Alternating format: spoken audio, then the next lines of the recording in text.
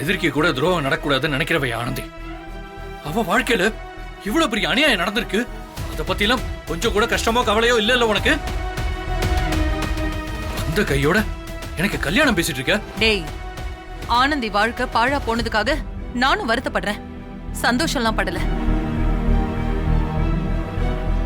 ஒன்ன கல்யாணம் பண்ணிக்கலனாலும் அவ எங்க இருந்தாலும் நல்லா இருக்கணும்னு தான் நேத்து வரைக்கும் நான் நினைச்சேன். இப்பவும் அப்படிதான் நினைக்கிறேன். அவ கெட்டு போய் நின்னா அதுக்கு நான் என்னடா பண்ண முடியும்? அது அவ தலையெழுத்து. அதுக்காக ஏன் புள்ள வாழ்க்கை வீணா போகட்டும்னு நான் அப்படியே விட்டுட முடியாது. என்னாலன்னு இல்லடா, எந்த அம்மாவாலையும் இதை ஏத்துக்கவே முடியாது. உன் புள்ளையோட வாழ்க்கையா ஆனந்தி தான். வெறும் வாழ்க்கை மட்டும் இல்ல, என் உயிர்.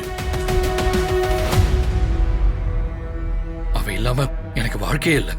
அத முதல்ல நீ புரிஞ்சுக்கோ. என்ன மாப்பிள்ள பேசுறீங்க? யாருன்னே தெரியாத ஒருத்தன் கருவை வயித்துல சுமந்துகிட்டு இருக்கா.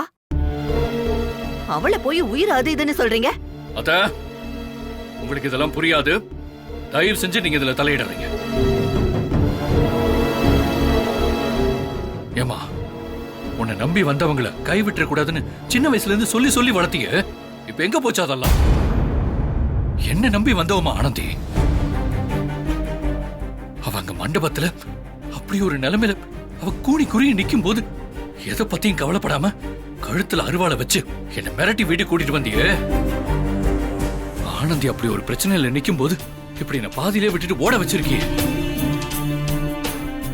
இதுதான் சின்ன வயசுல நீ எனக்கு கத்து கொடுத்த பாடமா? நான் மட்டும் உன்னை மிரட்டி அங்க இருந்து கூட்டிட்டு வராம இருந்திருந்தா இந்நேரத்துக்கு உன்னை அவ கழுத்துல தாலி கட்ட வச்சிருப்பாங்க.